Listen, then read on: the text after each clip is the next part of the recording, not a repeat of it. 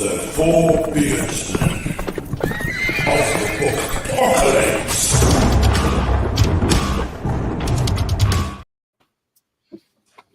Every one of them are still banging. Hello. All right, guys, thanks and welcome back to Beard of Darkness Book Reviews. I think I've been off live for a total of 3 or 4 minutes, and I'm more excited than ever. Cheers, DB. What are you drinking, man? Drinking Brewdog Coffee Stout. Ooh. I've actually heard of that this time. Although Tom, there's not are a you lot left. sipping? It is also Brewdog, who are not sponsoring the Beardsmen. Lucky break. Is that an IPA? Yeah. Oh, It's a 6.7 though, so it's probably Wow. going to give me a headache halfway through the stream. you know, I've tried. I've got a lot of people who are like, man, I love IPAs. And I'm just like, how do you like that taste? And, you know, to each their own. But Yeah. hoppy. Hey. Some are better than others. Now, see, I don't have like a good varying taste test yet. So I hope I find an IPA so I can be that guy. It's like, yeah, I drink IPAs now. Listen, in Georgia, we have Terrapin, which is popular. There's a 420 and there's all kind of other Terrapin brews. They're all too bitter. I like not to be a bad, home team player, but No, I can't really hoppy. mess with Terrapin yet. It's like somebody took the hops and then you're just chewing on them. Yeah. And rinds. if you guys, the hops and cannabis, the female plant of cannabis that produces the buds are in the exact same, not the exact same, they're in the same class as far as now you can say you've learned something. I mean, look, tomorrow I'll do some studying tomorrow on April 20th. I promise. Yes, 420 is tomorrow. So celebrate responsibly and get some like Oreos and chips and stuff because you'll be hungry. Matt, ask me what I'm drinking. What are you drinking, Beard, dude? beverage facts. It's Nice. coffee, but it's not a stout. It's just I always forget not to drink coffee on a stream so that I can sweat the whole time and have to pee the whole time. It's my favorite. It keeps There's me on nothing edge. like being anxious, sweaty, and have to pee just to keep Right. you feeling alive. It makes Oh you yeah, just this makes me sharp. Tim McKay up in the piece. Tim, Oh, Tim McKay. Thanks, man, for being here. I knew you would be because you're an awesome guy. yes, I saw him at the just go ahead. Anthony talk. Saw him there. Oh yeah, absolutely. Sorry, I was brain dead for a second. Brian P. McCoffin, man, how are you today, wherever you're at, today or tonight? Tim also can't stand IPAs. Stand IPAs. Come on, Tim. They're okay. To be honest, Moderation. Tim, I don't think I can stand them either. Yeah. Brian McCoffin says, I always thought IPA was a trap set to find people who only like beer because other people like it. It's so good to see this guy, my man Matt Go Pittman. Reed. How you doing, man? What's so fun is seeing all these people, and especially the guys here that I have, my bearded brethren. When I wasn't here and I was kind of laid up, everybody that checked on me and it just kind of kept me company. I'm just here face to face to say thank you, guys. The 4 on the screen, especially, man, that helps with the mental part of it. So I appreciate it. I had such a fun time, Tim, with Anthony Ryan. And Listen, it was pretty cool.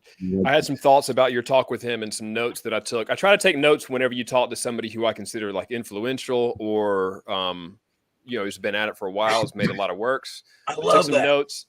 I have no idea where I put them. They're in some shorts somewhere. You or just in got my trunk. hopes up for I'm a sorry. second. Well, without them I can tell you a couple. Django Awesome. Wexler. He recommended Django. First off, cool name. I've never heard another name like that except for Django Unchained. Quite different spelling too. Great movie. But he seemed entertaining. I think I saw him on a TBR Con panel, and he seemed like real down to earth, real approachable. Seemed like a cool guy.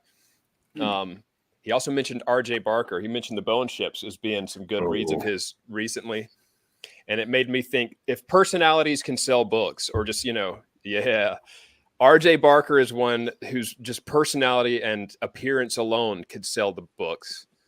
So is Horvath. I feel like Horvath's personality, Nick, the sledge. Oh, books. yeah. The 6'10" man. Yeah. What else? Gosh, what other stuff did he say? Oh, his writing. He writes 1,000 to 1,200 words a day. That makes me feel better. Yes. A lot of people are like, I write 5,000. I wrote 10,000 a day. I'm writing Yeah, 16,000 words in a day. I'm like, well, fuck every last one of y'all is what I do. Yeah.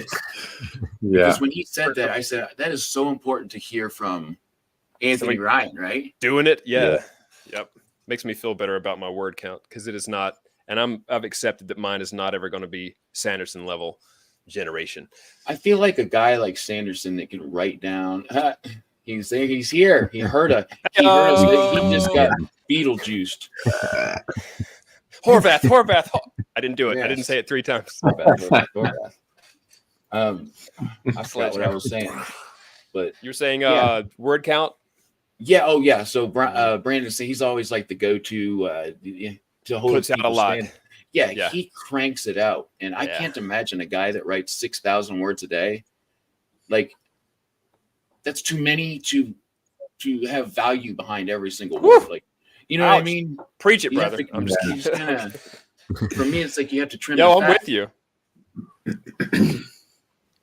And whether or not you can produce, like his writing, I like where each line was studied. And I guess the opposite side of the spectrum is Rothfuss, who writes 2 books and in a trilogy and then stops because for whatever reason, I'm not judging the guy, not judging the works, but each of his sentences is a carefully crafted, every sentence, almost word, is a crafted thing that he probably spent a day on. Yeah. He does say that he trims the fat. Like he says out of like the 5,000 words, he keeps maybe 2,500. This is what Sando says? Yeah. Okay. Being very amateur at this and not really have written much of anything. How do you get rid of words? Like, you know what I mean? What do you find yourself cutting? And you guys have some experience in that. What's up, Timo? Yeah, this is like the best part of editing is whenever your editor says, I think you can restructure this sentence, or I'm not quite sure what you mean here. That is editor speak for delete this fucking sentence. Just cut this fucker. Don't think about it. Just that is how. Okay. No, it makes perfect sense. So it's often during like a reread or maybe if somebody's reading it to you or however you like to look at your own work, right? Yeah. Oh, yeah. Darryl, There's you often times I agree with my editor. I don't know what the fuck I was thinking about. I get rid of very little. I try and cling on desperately to everything. So I'm much more of a change. Even if the letter A is still the only thing left in that sentence, I will cling to that sentence and keep it. I can use this. No, I can see that, Darryl, DB, because you're a guy that when you say something, it's to be taken exactly how you said it, but you're not one to I can see how your writing would be the same because I don't really know what I'm trying to say here, but when you say something, I listen. Then there's other people who they're going to say 50 things before they get to the point. That's not you. That's me. No. That's David, I guess. Yeah. I do. Possibly like over considerate about when to say what I'm going to say. So if I put a sentence down, I think I need it. Yeah, I like that. That's fair. It's so final. I will, like I say, I will absolutely restructure. I'm happy to restructure to make it work, but I can't quite get rid of it. Yeah. Okay. I like that take. Like even like literally on Word. If an editor said get rid of that bit or change that bit, I will move it, change it, and then put it back. So I'll never delete it. I do have a note document alongside, and I will take things and throw it. And the note document typically has chapters. It has parallel chapters, so it has chapters 1 through 59 or whatever. And in each of those, that's where some remnants of the chapter was. And that way, after it bounces off a couple beta readers, maybe an editor, and they have their feedback, I can say, okay, I can address that feedback with this that I had cut earlier, or at least, removed earlier. Yeah. I think Nick makes a good point here. The writer of Sledge himself, he doesn't like to look at it because he finds himself trying to compare and contrast, and that puts weight on your shoulders. I feel like it's a wonderful point, man. Look, on the subject of, well, go ahead. No, go ahead, please. Please. This was going to blur the line into one of the topics we were going to get into, possibly the next topic we're getting into, as far as what we've been writing. And I've been writing a scene that's been giving me trouble for at least a week, probably closer to 2 weeks. And so sometimes when I'm having trouble with a scene or a chapter, I'll write it again from scratch, and I'll try to write the whole thing as if I hadn't written it yet, and just let it flow, because that's how I'll get the most words out. Will they be useful? Not really. Sometimes they will, but I'll and I'll end up having written this scene several times, and then I can compare the sentences, if there's any kind of gold in there, or if there's any points that I hit that I think would do well. I guess I'm trying to give myself a ton to work with, and then I trim off everything that is not going to work for that scene. I compile them like Frankenstein, and that's where I am on the scene that I'm writing right now. It's a guy swimming across an ocean, and there's nobody else, so there's no dialogue. He's just swimming from west to east across the ocean, 100 miles. But he has an epiphany while he's swimming. Oh, God. And it changes his mindset. Anyway, no, I like that, because again, anybody listening, as the guys know, it's like I'm speaking of somebody who, from somewhat perspective that's not experienced in this. I can imagine trying to write that scene you're speaking of, David, and tell me if this relates with you. Having no dialogue to fill space, or like to grow your theme in the moment, or the situation. What does that put the weight on?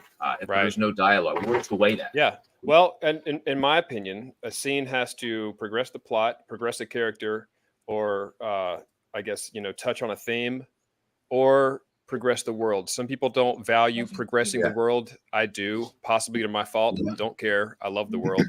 The world is why I write. And if you can scratch multiple of those itches with one scene, cool.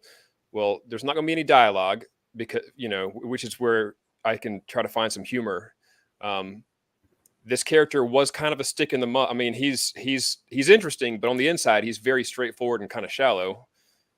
Or he was. Now he's very conflicted. I don't want to say anything spoilerish. Yeah. So furthering the world and furthering a theme, but also this guy's character development. He is a very crucial character. And I think I mentioned to you guys earlier this week that I'd managed to fit a cosmic Lovecraftian event into the book. This is the one. He has. Daryl's over there. He's happy. Yeah, bro, heck yeah, dude. I've been reading Lovecraft. Not to jump into the third topic that we're. Anyways. No. So, oh man, my head. I sometimes want. Oh, here it is. I wanted to throw this comment up before I forgot. Mithra is a huge fan of the gentleman I had earlier on the channel, and I like how she put this because it makes sense, right? Ryan is my Sanderson, and not to go back on topics, but the reason I throw that up there is because I think there's a stigma. I don't know if that's necessarily a good or positive or a negative statement, but I do see a lot of aspects of modern fantasy being related back to Sanderson or George R.R. Martin, which is great. That makes sense to a lot of people. But when I hear certain things like, David, what you're going through with your scene, and you're not comparing yourself to somebody else, I think those type of bits of information are very, at least what I'm after. I find them very valuable. Run with this then. Just write something. If you're ever stuck, then pick up a new document, open it, and just start writing. Just start going. Doesn't matter. You'll know. You can delete any of it. Doesn't matter. It's not permanent. Unless you're DB. Then you cannot delete it. But you can move it around. Well, even though I completely agree with that, and that's my method of not having writer's block, is just write anything. Just write. Just start. I will still keep some Me too, dude. Does that require a lot of like pre-thought before you're like, okay, I'm about to write this sentence, and I know I need to keep it, so I'm not gonna just write anything. I'm gonna think about it. No, to my mind, don't think. When you're in that place, you just whatever comes to mind. DB, do you agree with that? What David just said? Yeah, absolutely. Okay. Yeah. So, think that's a great skill. if you take sort of, if I'm on the phone at work, I can doodle the most incredible masterpiece with a pen, but I can't draw for shit in real life. But when my brain is doing that and my hand is doing that, amazing things happen. And it's the same thing. I think it has to do with like taking that weight off your shoulder. Like when we put pressure on ourselves, that's the ultimate and optimal chance for a fuck up. And the moment you kind of lay back and just relax and just do what comes naturally. Yeah. Imagine if somebody says to you, "You write the best sentence you've ever written." Now, yeah, I'm running away. Your terror, palms. Yeah. There's a crossover in music, which the top foremost beards up top right now are drummers. I'm into music. If there's a difference between sitting down at a drum set or a bass guitar or guitar, piano, and playing around and sitting down at that same instrument and you see somebody hit the record button and now there's a red light. Yeah. There's a huge difference inside here as to what's going to come out. And it's going to be worse probably when they hit that record button because you're going to be second guessing everything. It's like all of a sudden things have to be mathematical and surgical or something. And it's the same as somebody saying, now write the best sentence in the world. So you don't think about doing that. Assume that it might pop out or it might come out while you're in the grocery store. And if so, be ready to write it down, come back, insert it into your document later. Like you're in the cereal aisle, your kids are like, I want Oreos. And you're like, no, holy shit. I have to think real quick. I just realized something. Yeah. Nobody move. Yeah. I love that. See, I'm real old school. I'll hand write my book. And then when I finish it, I type that thing up. And then I'll edit it as I'm typing it. Yeah. Now this is just me, somebody who's very inexperienced. But before I talk to people, it's like I was convinced otherwise, and I think I'm going to go back and try it. But I wanted to write with a pen in cursive. I find that enjoyable. Mm-hmm. It brings me satisfaction to do that. I wrote The Corsair, my first full-length novel. It's 350 pages now, typed. I wrote that on those like reporter flip notebooks you get. Yeah. Which was a really stupid idea because they're really fucking hard to follow. So yeah, I've got like 10 or so of these notebooks. I don't even know where they are now, but they're all just full of scribbling. And there's even moments where I can't read my own writing. Like, I was just about to say, if you're anything like me, I can't even read my handwriting when I write. You gotta, down. You'll train an AI to read your handwriting and dictate it once you've handwritten it. For me, if I do I tend to, my second novel I'm doing solely on Google Docs, same with the follow-up to The Corsair. I started writing that by hand, but then I just said, no, we're going digital now. Let's save the planet. But I do still find if I'm getting writer's block, I'll bring out a notepad, I'll bring out a book, and I'll physically write. And for me, just unlock something else in my brain. It gets me over that hurdle. I'm stuck typing, and that can get me over. Recently, Rob J. Hayes, Ben Galley, a couple other guys, they have these new little notepads that it's like a digital writing pad. Yeah. Those look cool. I would love one. Yeah. Have you checked the prices? Yeah, like, they're insane. High? Yeah. Ben Galley tweeted the other day that he'd accidentally deleted all of his books from his computer. And I got such secondhand anxiety from that I went and backed up everything that I'm doing. Did you say Rob J. Hayes deleted all his books? Ben Galley. I think he got it back. Ben Galley. He's got a shit ton of books too, dude. He does. Yeah. That must be just heart-wrenching. I almost just stated how many places mine is saved in a couple places and it's saved to the cloud, but I realize that's no protection. Shit can fail. It's like I need 4 or 5 different 1 terabyte hard drives just so I know I'm sure. Yeah. You know? I get it. You are not an author in this digital age unless you have multiple emails to yourself with your book attached and several draft emails with your book attached.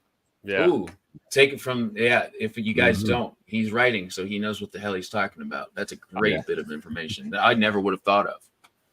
Tom, I wonder if I'll be going through like an old bit of writing and I'll put a comma in and then I will go into the cloud and update that cloud all the way with the extra comma. Yeah. Yeah. Save. It's like change the password because somebody knows this password and I need to change it right now. Yeah. Pritchard Pub says, "Hail, Beard of Darkness and the other Beardsmen. Don't forget to smash that like Smash button. that We like. are Smash the four- subscribe button. We are the 4 Beardsmen of the Bookpocalypse. There is no. We are a unit. Thanks, man, for popping in. I love that. Tom, I wonder if the writers, changing medium, between keyboard and writing by hand, helps to get over writer's block in a way. In the same way for me, like if I go play a guitar, if I go draw on something, or if I exercise some other form of creativity, then all of a sudden it can burst. Like everything that was kind of held back. For example, the other day I couldn't write, and so I get on the chat with you guys, and fucking just ideas were popping out of me, like it was regarding the role playing game, and they wouldn't stop. I just kept on having more ideas until the point where I was like, I'm probably annoying the shit out of everybody right now. It's the presence of Beard.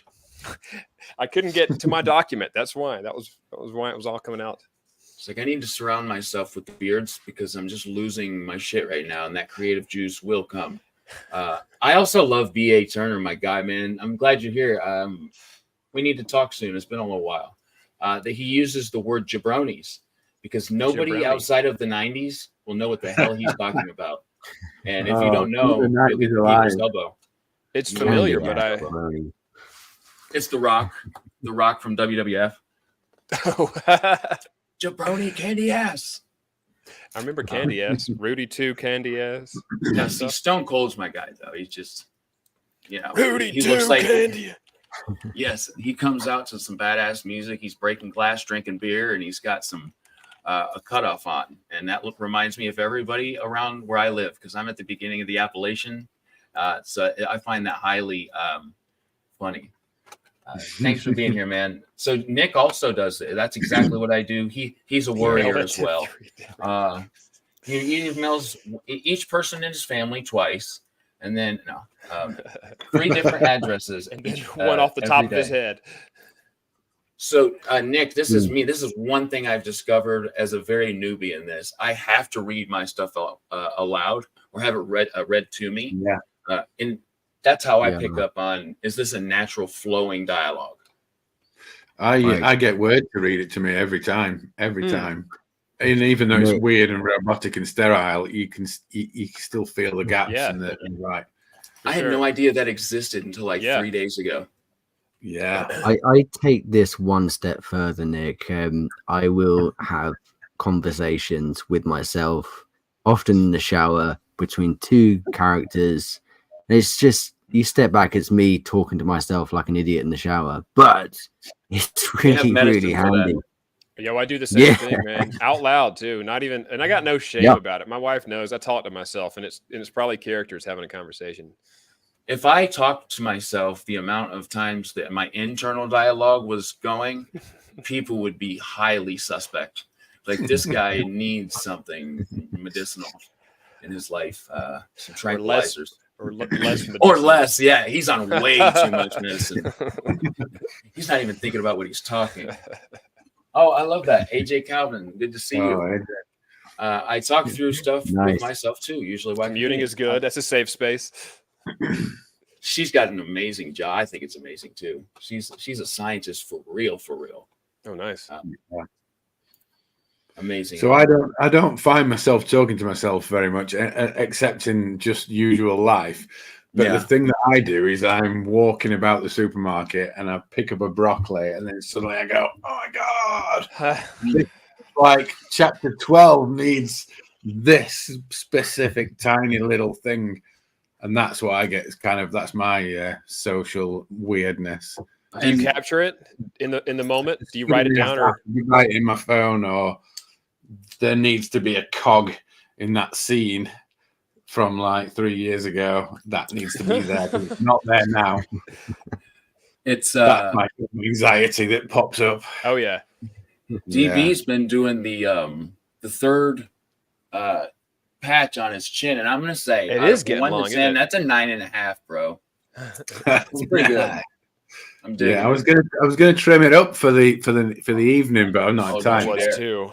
I want 3. I want the thrice Nice. beard. Also, David, man, it's coming in, homie. It looks Thank good. you.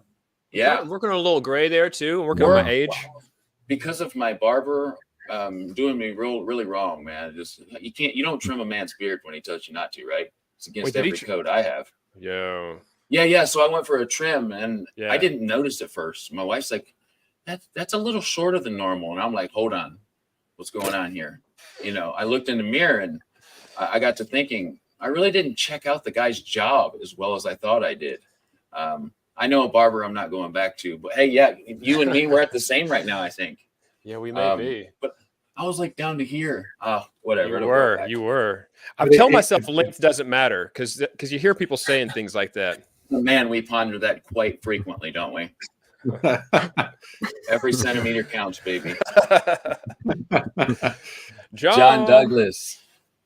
We were talking mad shit about you, John. So just so you know, man, Always. just the worst kind of things that you can The say most about humans. loving shit you can imagine. Yeah. John keeps tweeting about WCW and giving me like a real nostalgia hit. Like Sting. I loved WCW as a kid. Sting was my guy.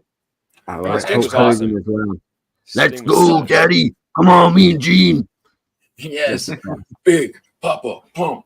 Yeah, dude. All that. Heck yeah. What was it? Was it Owen Hart that died? Owen the Hitman Hart.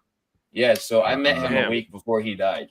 Well, Shit. It was Deborah McMichaels, another guy, Owen Hart, and another guy. I don't know. They weren't really big, but he was at the time. And it was crazy because you meet somebody, especially when they're famous, and then on the news, the dude, he fell off from like scaffolding or something like that. Anywho, Mhm. Nick. Oh, okay. Yeah, there it is. She's a microbiologist. I think that's Cool. some of the coolest stuff ever, man. mm-hmm. So, Tom, what's been new with you, man? What happened just recently? Ooh. I'm being very specific. Pop quiz Many on the Many answers to that question. Well, you did something for the first time, and I'm excited for you.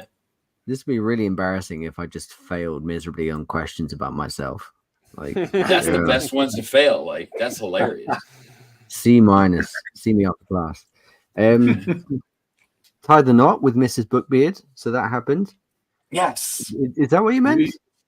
There was a few different things, and bet it's that not. wasn't it. But now that you But brought it back up, I'm congratulations. very congratulatory to you. Yes. That's That's amazing. the thing that happened. Mhm. Great picture, by the way. Yeah. With reading a lot.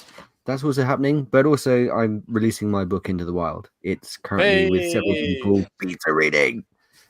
So You yeah. took one of the biggest steps, man. Sky Pirates. I mean, There's, yeah. Hopefully people will like it, right? Hopefully so. Yeah, dude. Yeah. So you're at a stage. We'll try to put it. I'll put it this way. This is how my brain thinks. You're writing a book and you've had it edited. Okay, and now you are releasing it to beta readers to read, make sure everything is good and in order. Then what? What's next? Next is look at the feedback I get from the beta readers, see what I agree with, anything I want to incorporate. There might be one or two things where I think, holy shit, yeah, this doesn't make sense. I need to edit that. Then it's a proofread, typeset, and then let's just Sky Pirate high fantasy novel. So we're very That's so close. cool. Very close. And how long has this been in the works? Oh god, long time. I started this book when I graduated, so 2007. It was a historical fiction, believe it or not. It wasn't fantasy, it wasn't sci-fi at all. Right. You know the Patrick O'Brien like Master and Commander style books, Mm-hmm. kind of trying to do that meets Pirates of the Caribbean. Didn't really work out the way I wanted to. I think for me, historical fiction is really restricting as a genre. It is. Because Yeah. I can't Gotta write get it historical fiction without being accurate. Yes. Just bugs me. I would put the same weight on my shoulders. Yeah. But one of my favorite video games of all time is a game called Skies of Arcadia, which is a Sky Pirate JRPG, and doesn't take itself seriously. It just says fly around, explore, discover the world. And I thought, hey, you know what? That's going to be way more fun to write. So I'd sat on this historical fiction for a few years.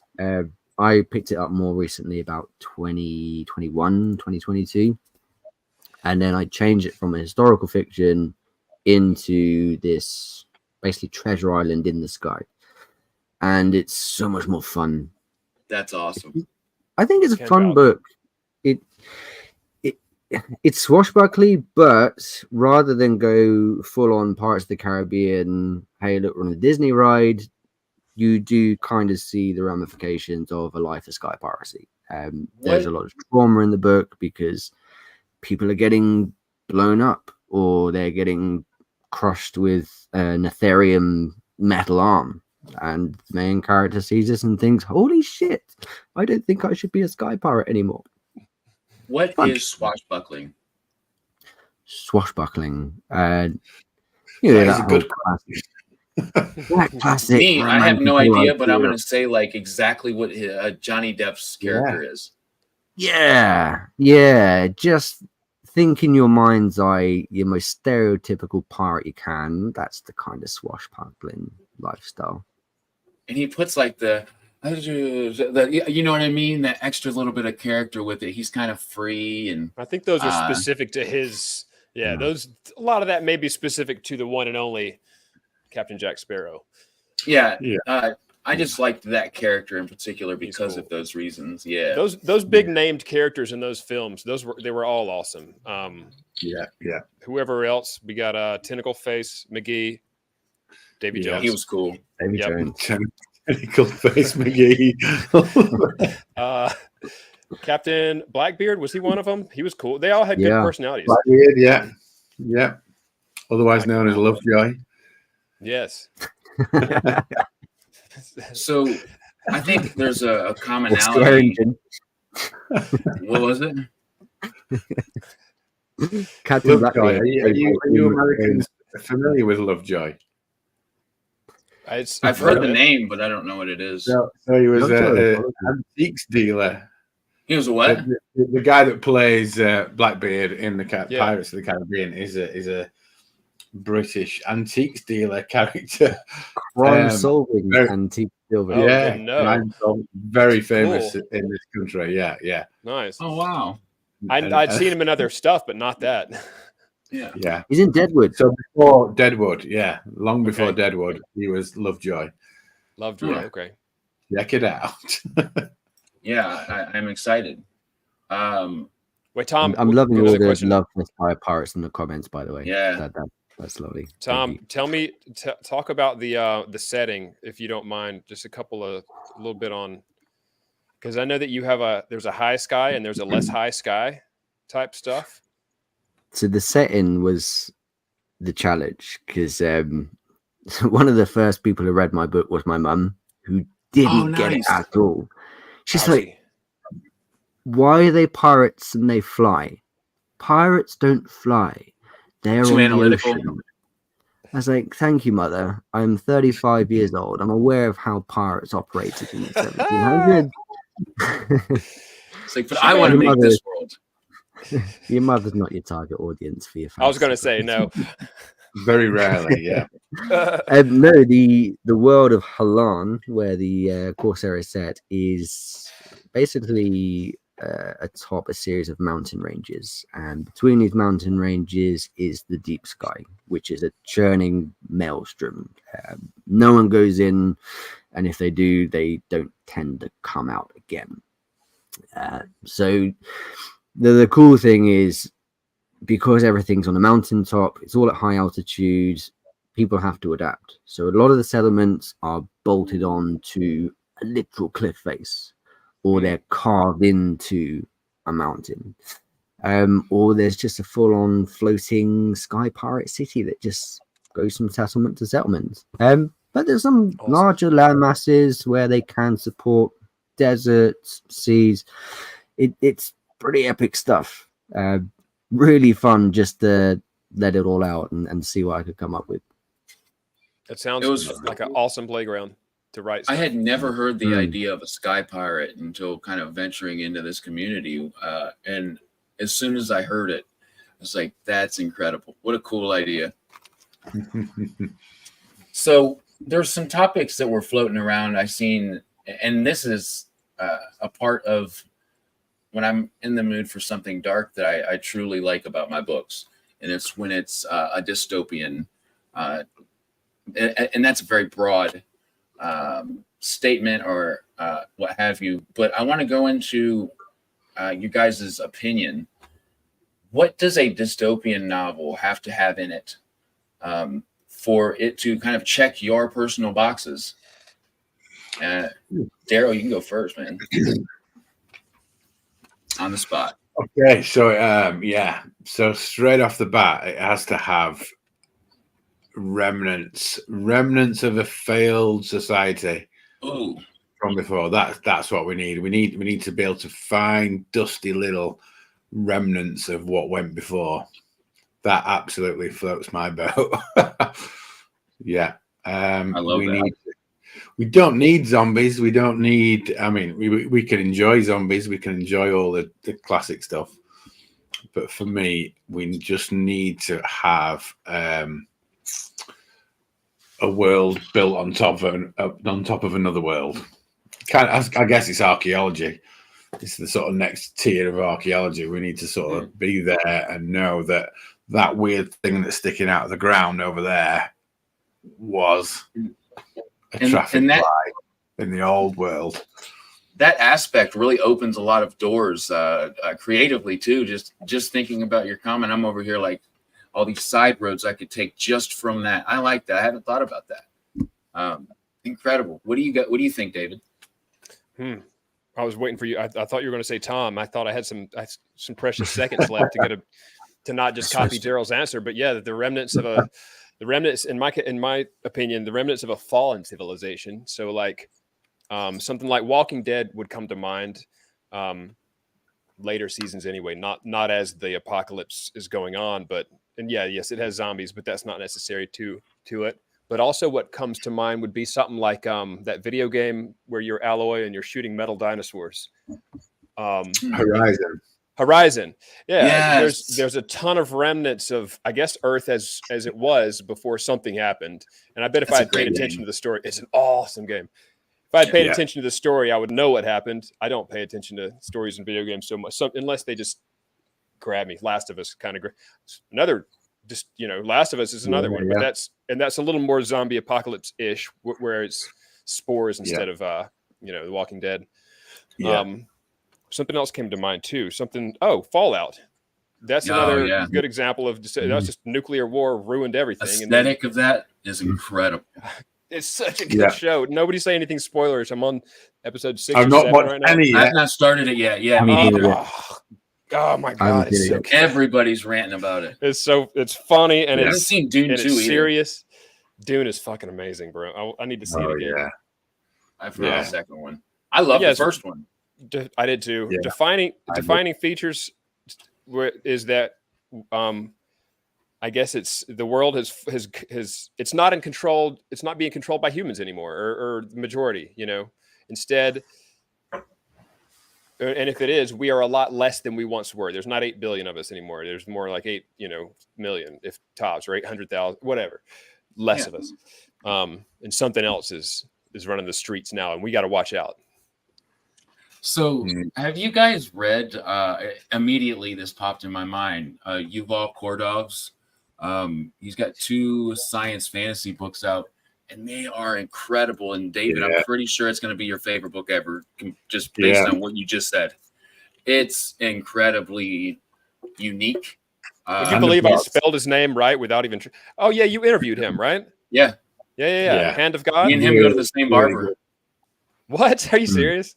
No, we're both bald. I always say that to people who are bald. I was going to say the beard barber. Hand of God. Yeah, I'm seeing him. Dude, it's like you can try to imagine what it's going to be about from the cover or the blurb, but you won't. It's got a feel to it. It's got an experience. That's It how the puts best books dark in are. your heart. Nice. It's a post apocalyptic Okay. story. Think about it. It took me a second too. I I've was never like, read "What?" I've never read a book that uses that is more visceral than that one. Oh, Visceral is the word. If somebody said that he got like if I see him super successful in the future, like it would make total sense because he really gave. And again, I'm new. You guys have read a lot more than I have, but I had a very unique experience with book one. I haven't read the second one yet. No. But you've got to scratch and dig for the hope. It's there, but it's not just handed to you. Nice. David, I bring that up because I highly recommend it based off what you just said. For sure. I liked his interview too. I remember you interviewed him, and he was super a smart good guy. one. And Tom's he's passionate. go ahead. Yes. So Tom's dystopian. Definition. Let's hear what Tom needs to have. I was just thinking when DB was talking about, you want your dystopian civilization built on the remnants of an old one. I think we should coin a term for that genre and call it grimdarkeology. Just throwing it out. I like to see a dystopian society crumble. I want to see like it's that late game stage where everything's starting to break. So Adrian Tchaikovsky did a great book, The City of Last Chances. There's like a siege story. There's high on my TBR. It's so good. It's so good. And it's all about when is this revolution going to happen? When are going to kick out the people who've occupied the city? And it just grows and grows with that tension. It's fantastic. The other one, if you're looking at a sci-fi book about a dystopian society just breaking, is the 10% Thief. That's by Lavanya Lakshminarayan. Sorry if I pronounced it incorrectly. That was great. It's my buddy Fraser Armitage is one of his favorite books. I think it's really, really good. Statement. Yeah, it came out last year. I think it was like Solaris's flagship science fiction. Say the title of it again, and don't the name. I'm not even going to try. The 10% Thief. It's just a series of vignettes. So it starts off with the 10% Thief. She basically hacks the system of this dystopian society, and then after that, it's how everything starts slowly and then very quickly unraveling. But some of the stuff she comes up with is just so fucking terrifying. Nice. Like there's one section where instead of communicating, people download an app and their face is replaced by emojis. So if we were doing this in the 10% Thief world, we'd all be speaking with like a big grin emoji or a laugh emoji and so on and so forth. But by the way, I think you nailed her last name. I think he's practiced it. Lakshminarayan. You did great. I don't know about that one though. I almost want that middle name. I'm about to change my name to that. Yeah, anybody can change their middle name. Just take it from me. But hey, the classic dystopian stuff, obviously 1984, which I think is getting its own series on Amazon. Never read it. Talking about 1984. Yeah, I've never read it. I thought it was cool. It's a little horrifying. It's very depressing. Film that is basically the same thing. Very depressing. Isn't it like a prediction of what the future could look like if said politics were taken or something like that? Something like that. Truly. Yeah. Was that George Orwell? George Orwell. You can't really think dystopia without mentioning 1984. So we're a little bit more cultured now that we've mentioned it. Yeah. Ithra says Sons of War is super fun. Nicholas Sansbury Smith, who accidentally needs to be on your show. So Sons of War, I don't know if I know that one. A lot of love for grim archaeology as well. Yeah. This feels like grim archaeology. This was the night that phrase occurred. You'll be using that later. So I think me knowing the very little bit of information I do know, I guess what I would look for, if somebody tells me that their book is dystopian, I'm going to expect there's a person. So I'll try to explain it as best I can. It's probably going to be portrayed as very simple, but hey, if I get the point across, somebody searching for someone or something that they love, that they know they can't have. It's inevitable to end without them reaching this goal or this person, but the attempt never stops. You know what I mean? Like that deep passion for something to happen or to have somebody, knowing it can never happen, like they're dead or they're gone, something. But dealing with that grief in a very desperate or passionate way. Interesting. It gets me feeling kind of sorry for a character. If you can do that with words, man, it's incredible. Getting that emotional response. Matt. Yeah. You that's almost sounded like a definition of a word that I'm not going to try to pronounce. It's a Welsh word, hiraeth. Likens to a homesickness tinged with grief and sadness over the loss and departed possibly a home or that you can never return to. Type of a sadness, type of a melancholy. What was it called? Hiraeth. And it's a word that's been stuck in my head for a long time. In fact, it defines some of the characters in V&V. The goat men, it defines them. Yeah. Their melancholy. Hiraeth. And I'm not Welsh. Say what? Hold on. So many people see David walking down the street like, hey, check out that Welsh guy. Look at that Welshman over there in Georgia. What's he doing down there? The T stands for Taff. There you go. Hiraeth. The T. The T stands for top of the morning to you. Top of the morning. I love that. So we've talked about the dystopia. The reason I asked, guys, is because the next subject, the RPG. That before we do that, just back on dystopian, one of my favorite metal albums of all time, which is very dystopian, is Obsolete by Fear Factory. Remember that one? Oh wow, remember them? Yeah, I remember Fear Factory. Proper industrial, like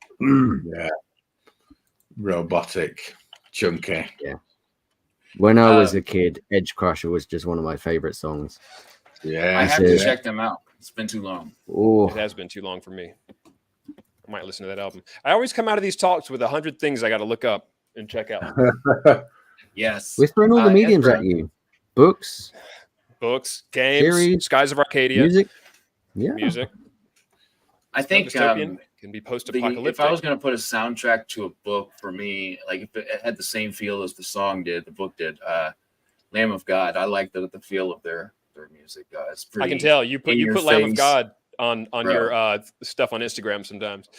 I've been obsessed with them for a while, but lately, System of a Down is all I'll play in the car right now. And it's not the singles you heard on the radio. They have so much. They got tons of music, man. Listen to a song called Tentative or Sad Statue. Yeah. Those two are just amazing. System of a Down is one of the bands that I cannot not say this, that it's such a tragedy that they got roped into the new metal thing. Not to say that new metal was all bad, but it was a bit of a cheap genre that people sort of clustered everything into. System of a Down is far superior to any of that. In my eyes, I dig that. New metal. You can't call System new metal. No way. No. Wait, you're saying they're even better than Fred Durst and Limp Bizkit? Is that what you're over there? Don't get me wrong. There was a time I liked Limp Bizkit, but and the ones who do it all for the nookie. Limp Bizkit. You see that years and years ago, I went to Download Festival, and it was that year when Rammstein were headlining. So of course I went to see Rammstein. Amazing. But they scheduled Limp Bizkit to be on the other stage at the same time. Who does that? What psychopath put that lineup together? Come on. As I get older, experiences. As I get older, Fred Durst gets dumber and dumber, and yet, especially the lyrics. All my favorite old Limp Bizkit, and their first album was my favorite back in the day. Wes Borland, the guitarist, he makes that band, and easily. Everything after chocolate starfish and salt flavored water. Everything after what does that even mean? What's he even like? Half the time, I don't know what the hell he's talking about. I don't think he does either. That's philosophy on a whole nother level, right? I guess a whole nother level downward. Yeah. He just randomly said something when he was super high to his buddy. And then like, that's what we're calling it. John, I like that. And I don't think there's a better compliment to what Nick is trying to portray. Like, you couldn't be more specific. That's a great one. God, stop giving me your strongest battles. Quit whining. Quit whining, or I'll send Sledge. I love it. The new Fallout show is a great. Look, sorry, I'm looking at comments, which is my worst habit in these chats. That's right. That's 100% right. I'm just going to throw something in now to end the dystopian section. So somebody once said something to me, and I've not even thought about it until this moment, but this became the cornerstone of why I started writing the Wayward World Chronicles. Somebody once said to me, if you imagine a completely dystopian world, everything's burned, everything's, destroyed, and somebody rises from that wreckage, not knowing what had gone before, and they found the Lord of the Rings, they would presume that the Lord of the Rings was history of the world. And they would. That's cool. I like it's always those foundational points that I find stick with me the most, whether it's like whether it's completely off topic of dystopian, but for instance, if I hear somebody had an incredible experience in their childhood and that's why they started writing, it's just, I don't know, they'll stick with me so well. DV, I'm picturing somebody, an alien. He's got Lord of the Rings, he's got Game of Thrones, and he's got the Bible. And they're like, all right, what order? Exactly what order do these? All right, clearly they had better metal. It's looking like they had better metal in Lord of the Rings than this Bible went over here. The Bible's like a lot of bronze. One of these books is fiction. Roll the dice. Two of them mention dragons, so dragons must be true. Okay, so get this one out of So dragons are clearly real. Oh, they're I wish. Now, I think that would be incredible to write. So what would you do? Two limbs or four on your dragon? I'd have to change it. I'd have to change it completely. Matt, read book 2 of V&V. I'll show you what I'm going to do with dragons. All right. Ooh. Pumped. Ooh. In 10 years when I publish it. Kidding. I want to incorporate a dragon in what I write, but I don't know how. Like, bam, bam, bam. Sorry, I didn't mean to interrupt you, Tom. My bad. That's my speed. No, I remember George R. R. Martin was interviewed once, and he said he types with 2 fingers, like literally, bam, bam, bam, bam, like that. Oh, really? That's hard thing too. If David is the same. No wonder he hasn't finished the last one. I use them all, but as soon as I hear a ding from my phone or my computer, or something flies by the window, that's 5 minutes down the fucking tube, man. I realize I need medicine, or I need either a stone cubic dormitory is what I'm trying to say. Just like something with no distraction, no phone. That's what I need. I think the problem lies external. I don't think it's an us problem. It is. The world has given us so much to be distracted by that it's no longer up to us to just ignore it. We have to rid ourselves of it in those times. It's impossible, and it is just there's so many of them. Email, text, somebody's calling. Listen, first off, hello, Caden. Glad to see you here. What up, Caden? A little Caden love. Babyface Caden. I bet your book is in the other room. I'd hold it up, but the girls are sleeping. But just imagine Elegy is in my hands. Man, it's cool. Oh my God. Before time slips away too far, we have got to set up because we try this every episode and we always, get talking. Oh, TTRPG. Yes. 4 Beardsmen of the Bookpocalypse. That was the next thing. Yeah.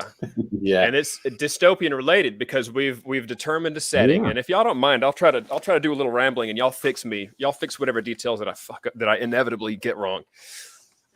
So I thought you were going want- to stand up and not be wearing pants for a second then. they're pretty Did everybody short. get the memo? It's hot in We here. got a special It's freaking surprise hot. to this one. Down in here's the special. Anyway, it's almost 90 degrees already in Georgia. So, and this room is upstairs. It's not No, cold. thank you. Freezing. This Bro, is I like the love it. coldest April I remember. I'm here with a fucking blanket. Oh no, I'm a lizard, man. I'm cold blooded. I need that sun. I need that 90 degrees. So in our we're gonna be launching. We're gonna do a couple sessions, a couple D&D-esque sessions. I guess I would call them TTRPG. And I think we've landed on a good setting of sorts. It's after some apocalyptic event that has driven the four of us Bookbeards together. And these episodic sessions that we're going to do will be bite-sized. They'll be size enough to fit on one of these, unless we eventually dedicate one of these sessions entirely to one of these podcasts entirely to a session. But we will all have been affected by this cataclysmic event. Obviously, I think it's post-apocalyptic or otherwise dystopian, somewhat, or Earth, but maybe things are a bit scrambled. Locations are scrambled. Yeah. Animals might be scrambled. Human beings and animals might be scrambled. And a lot of this might sound a little derivative. I've been watching Fallout of some of the things you see on Fallout or some of the things you might see on these other things, but nothing is not derivative. There is nothing new under the sun, as the good book says. What we're going to do to make it non-derivative is we're all adding our own hot takes. And also this cataclysmic event affected us. So we're all going to come out with some sort of superpower that may also be a curse, maybe not. Or both. Or both, right. A power that comes at a cost. Yeah. It could be beard related. Tom put a poll on Twitter, and I'm going to call it Twitter. I don't give a shit. We can call it Stinky Twitter because it's Twitter plus Musk if we must. But Tom put out a poll on there to get some ideas. Get some crowdsource some mutations that we might have experienced, so that we can have, our own powers, so that we can do interesting things. And this is going to be a low tech. We're not going to have a character sheet with 85 different. It's going to be more laid back, and a lot of this is going to be to introduce Matt to the process of playing a game, to making choices, And I think we'll each have a sort of a strength, or at least we should have varying either abilities or beard mutations. I like the idea of beard mutations. Pyrokinesis. That one guy was popping off ideas. Pyrokinesis. That's incredible. Spontaneous combustion via the beard. He also proposed like it's been catching crumbs, and somehow it can reconstitute a meal out of those crumbs on the fly if you're in a squeeze type shit. Daryl can hold that too. I bet you could. And there was one that could where if you're in danger, your beard is able to cocoon you. Take a hit for you. That's a visual. Lots of beard. We'll work on it. Yeah. Tom's got the Davy Jones going on. Yeah, he does. Prehensile. Somebody said something about chin tentacles, but I think Tom, you read chin testicles at first, which was not exactly the Balchinian, not exactly what we were going for. But if that can be a superpower, I don't see how having balls on your chin is a superpower. It just leaves you vulnerable. Yeah. Take some balls. To be fair, if you had balls on your chin, somebody kicked you between the legs. You're impervious. Silver lining. You'd be like, good try. Now, I didn't come up with that, balls. Tim. That is from Men in Black 2. Men in Black 2. He's a Balchinian. Remember that. It's a Balchinian. Yes, that's amazing. Are we going to get chased down for some kind of copyright fee? Right. No, we'll tweak the names a little to protect the innocent. Tell me if I'm missing something, because I want to have this. I'm not going to have anything necessarily concrete, but I want to have an idea. Sure. Post-apocalyptic or dystopian, a cataclysmic event had taken place. It's going to be somewhat low tech, considering we don't have a board and all that. Each going to be story based. Yep. Story based. Okay. Each of us will have a strength and an ability, whether that is at a cost or not. Kind of up to us, right? Or So well, far, that depends on our good followers, whether what they decide to give us. Should we give it to Should we leave it in the hands of our? I think we should. Yeah. So run it. So you want to tell me? I lost that. So we're gonna leave it up to viewers. I think there's a high awesome. possibility one of us will end up with balls on our chin. Yo, but as Daniel said, you may have balls of steel. Balls on your chin that are made of steel might be a plus. It's gonna be your weapon. Yeah. So I like that. And it will be our responsibility to role play the scenario with whatever is given to us. I love that. So yeah, okay. Another feature is we may take turns game mastering. So Tom may lead a sesh. Daryl might, I might, Matt at some point, you might, whomever. These would be either a piece of a bigger story or a small enough story to fit into one of our episodes, depending on what we do, how it works. What's it called when you're the master? Game master, dungeon master? Dungeon master. Okay, yeah. Dwarven beard or Gandalf beard? So many questions. Gandalf beard. I like the unknown part of it. I'm partial to a bit of plaiting. I like it. Right. Yeah, I've got a 12-year-old daughter, and I do a lot of intricate plaiting, and I get a lot of satisfaction from that shit. And you can add trinkets or weapons to those, especially if they're beards. You can add blades in there or weights. Yeah. I'm very excited about that because that's a part of this experience. I've been reading lately. I've always played the video games, always watched the movies, but these inspirations. What up, dude? Hello, man. That's Benjamin Thomas. Hello. That experience is something I've been after for a while. To finally us kind of planning to do it, and it's pumping me up. For sure. We will because it's an inspiration to like everybody I've ever talked to. Oh yeah. It's quite the powerful part of people's story. Yeah, whenever I get into the comments, I just fall off the entire map. I'm looking at everybody talking about it. I would take 90 degrees. It's snowing outside. No, unacceptable. What? If it's Ryan said it's 68 degrees here. I'm wearing a Sherpa jacket. I'd be wearing a coat if it were 68 degrees. That's freezing cold. Sherpa. I'm kidding. And then in Dubai, they have a year's worth of rain in a couple of days. Oof. Sounds weird. It's springtime over here. 85 in Texas. Tom, what beard products do you use? My shit's been super dry. Ooh. Nice. Do I should have brought mine up here. We are 5 episodes in to this podcast. We've never spoken about our beards at all. I brought my beard stuff up for episode 1, and it's still sitting over there. All my shit. I got 2 brushes. Well, I stopped taking care of it for a little while while I asked, and it's gotten quite out of hand in a couple areas, and I need to bring it back into shape. The regimen, schedule. I like regimen. One day you're going to watch it. I use African black soap. Just soap.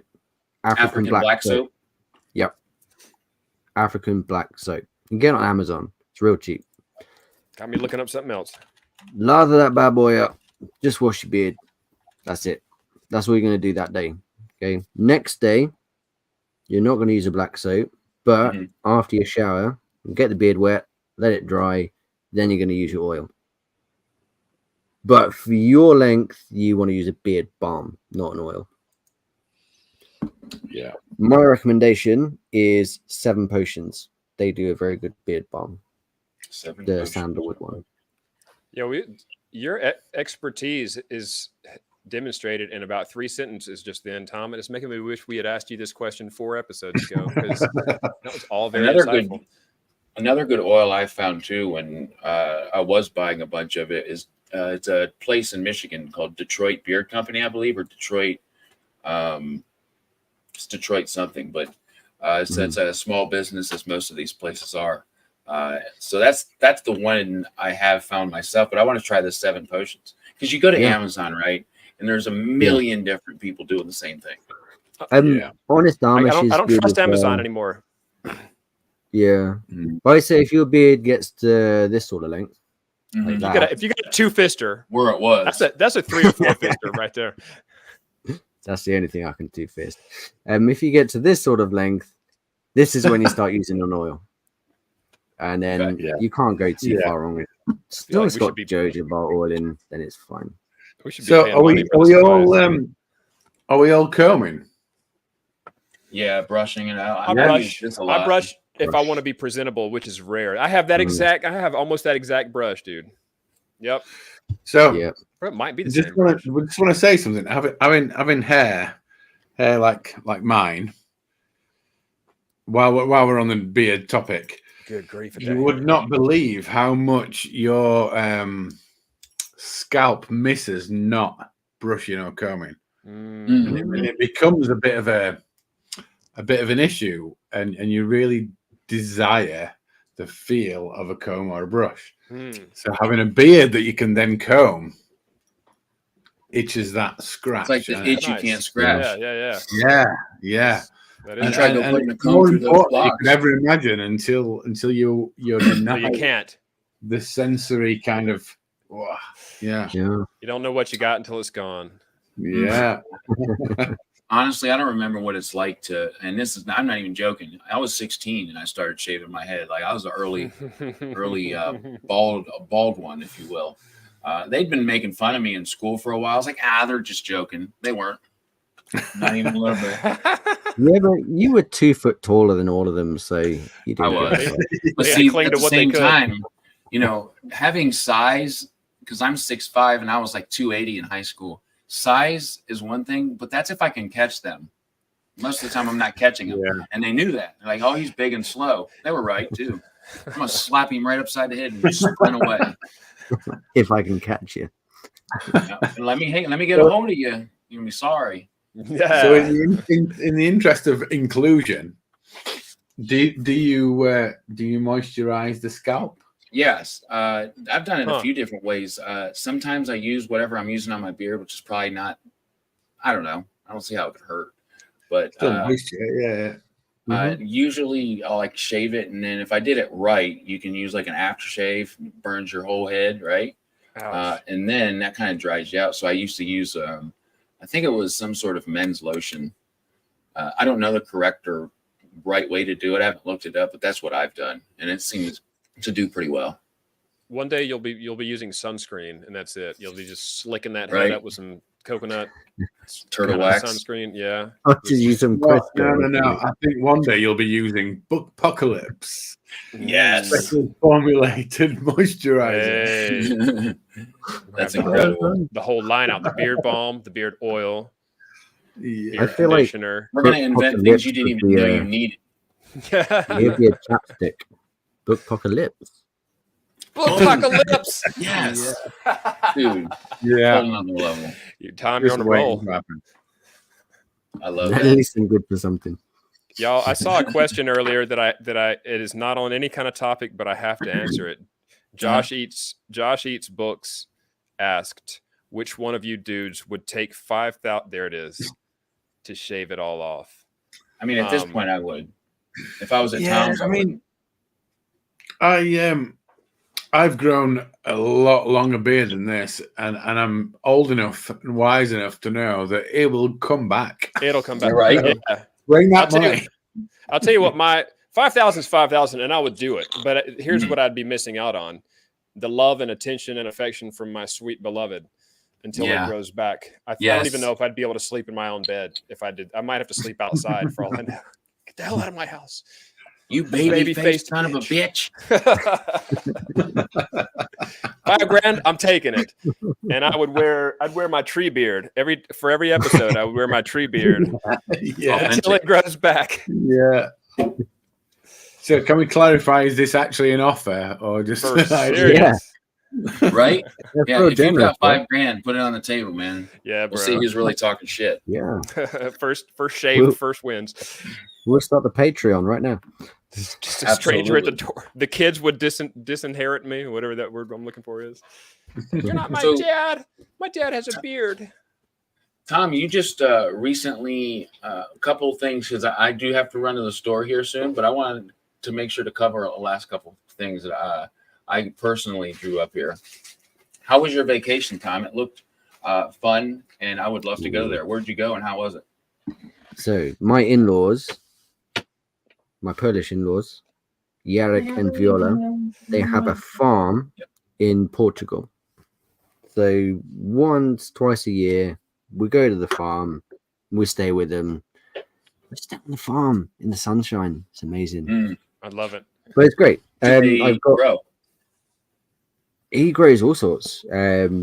Beans, oranges. He's trying to grow avocados at the moment. He's got some grapes for making wine. Most things you can think of, he can grow there. He's got chickens as well.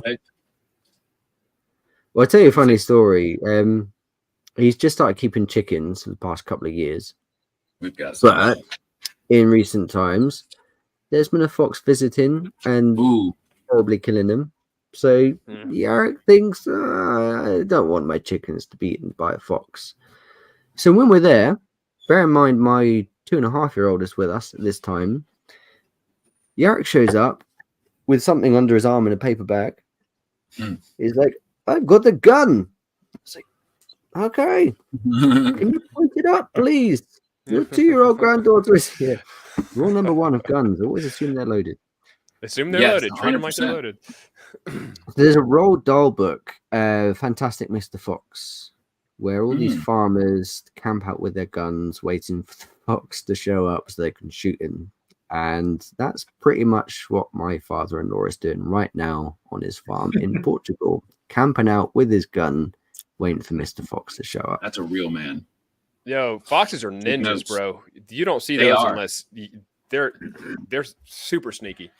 And if you've never seen one, the imagination builds on a fox away from the reality, really. They're not huge, but they're sneaky as hell. Until you find yourself saying things like, what does the fox say? What does the fox say? Remember that? No, yo, my 5-year-old recently found that song out. Oh, no. And so the house has been... It's a better song than a lot of songs that she could have found. It really is, and it's got a good trance kind of dance theme to it, man. I've been rocking that song lately. Again, one of those that you try to fall asleep, but you can't stop singing it in your head. Yeah, we're still heavy into Mother Goose Club. It's awesome. Not ashamed. I'm loving it. I think you're ashamed, dude. How many chickens do we have? 9. We have 9 chickens, and like they're producing eggs at like an incredible rate. Like we're just trying to give them away. There's no way that one family, even of 6, we have 6 people in this house, and we can't eat enough eggs for it to just, a dozen a day. Yeah. What is your defense for the chickens to keep them from getting eaten by foxes or coyotes? Yeah. A coop. Yeah. I mean, you got to have them like it's a chain length or chain link fence, and then her grandfather built the nesting boxes right next to it, so it's pretty much airtight. In fact, we had to get rid of one of the turkeys. It's what you call a type of turkey, isn't it? Guinea. It's a guinea. That's the type of turkey or type of chicken it is. And he's a bastard. He's mean. Yeah, peacocks are mean too. So he was trying to like make the rest of the chickens bleed and like holding them down, being very dominant. So we had to like kick him out. He's still here, but he's just not in the pen. Is it sealed up top too for like hawks or whatever else might try to? Yeah, we have a tarp on top. Yeah. But yeah, it's cool. Like you never run out of eggs, but you get to a point where you're like, man, I have way too many eggs. They're damn good eggs though. Yeah, they are. Yeah, and they're cool, man. And most people don't know this, which is so sad. But Walmart has white eggs. That's not natural. White eggs aren't. Yeah, no, they're not. Yeah, they're brown and light brown and speckled and and shit. Well, that, but they are speckled on their shell too. Like they have like freckles. So they're pretty, and it's cool. I mean, to just kind of see what they do. All they do is just eat. That's all their life is about. They're pecking. Well, it's our fault. Same for cows. It's our fault. They are how they are. You know, And they like to bitch at like 4 a.m. Like, oh, I didn't think about Yeah. that might be a Yeah. little bit of a deal breaker for your boy. the guinea screeches. It's not like you're like the old movies are. The guinea's like just scream. I can't make the noise, but it's cool, man. It's good for the kids to go out Give and it get one more try. Give that noise one more. So what's coming up on our next episode? I do have to peace out. We're going to Sam's Club. We're going to get some bulk groceries Heck yeah. before the sun sets. But our next episode, I'm really excited about, and is going to have a very solid theme. And how are we going to go about getting some influence from the viewers as far as the game goes? Have you guys talked about that? The reason I'm asking these guys, and I'm kind of clueless, guys, is because I'm just getting back into this, and they've been throwing some ideas back and forth that are awesome, and I can't wait to hear. Tom, Really you have compelling. good luck. You have good results when you reach out to Twitter. Mm-hmm. Yeah, we'll stick a Twitter poll on, so keep an eye out. Yep. Yeah. Yeah, and everybody over here in the chat, like I see all the time on Twitter, so them and more. So we'll get that together, and I'm really pumped for it because the introduction to the TTRPG for me. Right. And so and that in mind, Matt, you will be a passenger for this. You do your share of work and research and all that, and like leading the path and leading the fight for all of your 40 billion talks that you do on the regular. For the TTRPG, let that silk voice of Tom Bookbeard take it away. I'm excited. At least for a couple, and then me and Daryl might game master some, but otherwise, yeah, we'll hold that down. We'll take care of the details of that. I'm gonna come in as like fresh as I can, and I think that's kind of what you're saying. Like, I have an idea of what's gonna happen, but I want to come in as if like, hey, this is day one of school, right? We'll provide everything you need. Anything that you need that we may say, hey, grab some dice or whatever, But even if you don't, there's websites for that. There are no stupid questions. Yeah, you go. Exactly. Awesome. Well, hey, that's what we're going to look forward to. I'm very excited for it. I'm thankful we got to get back together, guys. Me too. It's always fun. It's something I highly look forward to. The next chat we have, our next episode, which will be 6, will be scheduled in the next few days, I hope. And we'll work out our schedules, have it fresh, and can't wait to come back and do it finally. Which we kind of started in talking about when we first got here. It was the TTRPG, so we're actually going to do that.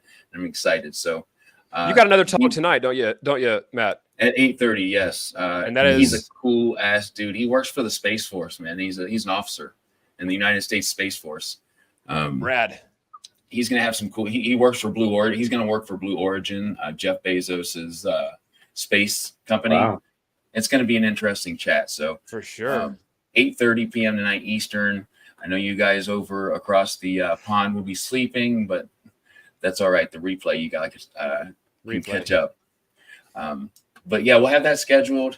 Glad that we're back, guys. And I'm going to go run to the store, finish up the night. I hope you all have a wonderful night in the chat. And you guys, my brethren, my bearded brethren, you have a wonderful night too. See you, all right, guys. We'll see you next episode. See y'all next time.